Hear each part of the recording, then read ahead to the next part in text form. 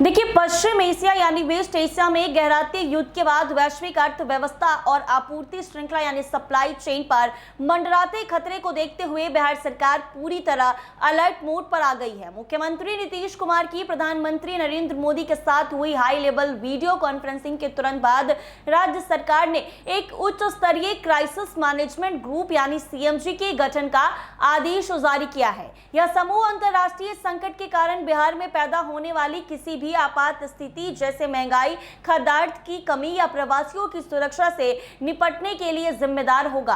बिहार में मध्य पूर्व में जारी तनाव और संभावित युद्ध के दुष्प्रभावों को देखते हुए राज्य सरकार ने एहतियाती कदम उठाने शुरू कर दिए हैं। इसी कड़ी में एक उच्च स्तरीय क्राइसिस मैनेजमेंट ग्रुप यानी आपदा प्रबंधन समूह का गठन किया गया, जिसका उद्देश्य राज्य में खाद्य, ऊर्जा और प्रवासी मजदूरों से जुड़ी चुनौतियों से निपटना है। इस समूह का गठन राज्य के मुख्य सचिव प्रत्यय अमृत की अध्यक्षता में किया गया है। इसके साथ ही 12 महत्वपूर्ण विभागों के सचिवों को भी इस ग्रुप में शामिल किया गया है, ताकि किसी भी आपात स्थिति में त्वरित और समन्वित कार्रवाई सुनिश्चित की जा सके। आपदा प्रबंधन विभाग द्वारा शनिवार को जारी आदेश में इसकी औपचारिक घोषणा की गई है। सरकार ने खाद्य आपूर्ति एवं उपभोक्ता संरक्षण विभाग के सचिव को इस समूह का नोडल पदाधिकारी नियुक्त किया है, जबकि दिल्ली स्थित स्थानीय आयुक्त को विभिन्न एजेंसी और विभागों के बीच समन्वय की जिम्मेदारी सौंप दी है। ये व्यवस्था इसीलिए की गई है ताकि राज्य और केंद्र के बीच बेहतर तालमेल बना रहेगा, खासकर तब जब अंतर्राष्ट्रीय हालात का सीधा असर आम लोगों की जिंदगी पर पड़ सकता है। दरअसल मध्य पूर्व में बढ़ते तनाव का असर वैश्विक स्तर पर पेट्रोलियम उत्पादों और खाद्य आपूर्ति पर पड़ने की आशंका जताई जा रही है। बिहार जैसे राज्य जहां बड़ी संख्या में लोग रोजमर्रा की जरूरत के लिए बाजार पर निर्भर हैं, वहां किसी भी तरह की आपूर्ति बाधित होने से स्थिति की गंभीर हो सकती है।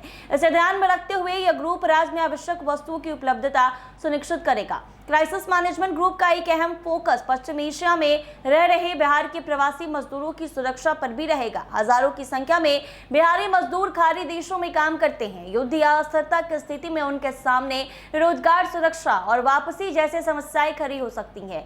ऐसे में यह समूह उनके लिए आवश्यक सहायता और समन्वय का काम करेगा। इसके अलावा अगर बड़ी संख्या में प्रवासी मजदूर बिहार लौटते हैं तो उनके लिए रोजगार की व्यवस्था करना भी एक बड़ी चुनौती होगी। इस स्थिति से निपटने के लिए श्रम संसाधन विभाग और अन्य संबंधित एजेंसियों को पहले से ही कार्य योजना बनाने के निर्देश दिए गए हैं, ताकि लौटने वाले मजदूरों को जल्द से जल्द काम मिल सके और उनकी आजीविका प्रभावित ना हो। ऐसे में बिहार सरकार ने यह बड़ा फैसला लिया है। समूह में विकास आयुक्त, गृह विभाग के अपर मुख्य सचिव, पुलिस महानिदेशक, कृषि, नगर विकास एवं आवास विभाग के प्रधान सचिव के साथ साथ सहकारिता, श्रम संसाधन, खाद्य एवं उपभोक्ता, ऊर्जा, परिवहन और आपदा प्रबंधन विभाग के सचिव शामिल हैं।